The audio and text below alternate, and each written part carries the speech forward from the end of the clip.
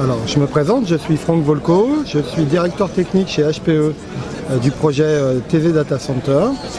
Nous réalisons la maîtrise d'œuvre de toute l'infrastructure technique, donc hors bâtiment et génie civil, de l'infrastructure technique du data center. HPE aujourd'hui est orienté sur une stratégie d'accompagnement des clients que nous appelons as a service. Nous pensons que dans quelques années, la plupart ou la majorité ou tous les services que nous pourrons proposer seront délivrés sous forme de ce qu'on appelle d'OPEX et non plus de CAPEX. Et dans ce cadre-là, HPE a souhaité intégrer TZ Data Center dans son programme que nous appelons Green Lake, qui est l'offre as a service de HPE, qui nous permettra donc de proposer à nos clients des services d'hébergement à haute valeur ajoutée, comme peut l'être VZ grâce à son PUE extrêmement bas, son efficacité énergétique et aussi au respect de la souveraineté des données par son actionnariat 100% français. Alors, dans la conception traditionnelle d'un data center, effectivement, on a plutôt l'habitude de partir de la coquille et d'aller ensuite vers l'IT.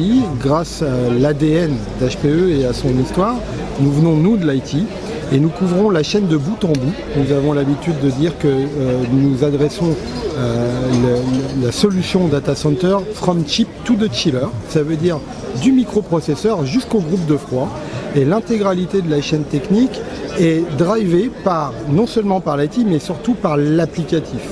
Ce qui nous intéresse, c'est ce que l'applicatif délivre à notre client, ce que le client va pouvoir exploiter et utiliser au niveau de son système d'information. Et nous déclinons depuis l'IT et donc depuis l'application l'ensemble des dispositifs techniques autour de l'IT, ce qui est une approche différente de ce qui se fait habituellement sur le marché, puisqu'encore une fois, nous sommes centrés sur la partie applicative et asset IT de nos clients.